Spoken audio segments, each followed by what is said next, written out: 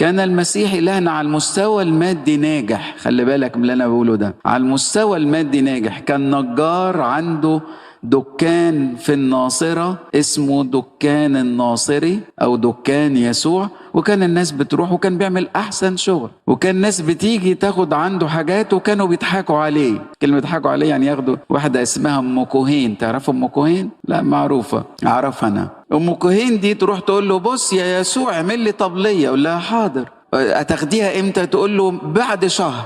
تقدر أقول لها لا قبل كده. قالت له طب تمنها كام؟ هيقول لها تمن 5 دينار ولا حاجة. المسيح عملها وجاب لها الطبلية. الطبلية معمولة كويس جدا بالفارة ومتوضبة وناعمة وجميلة، وقدم لها لأم كوهين. قالت له ايه؟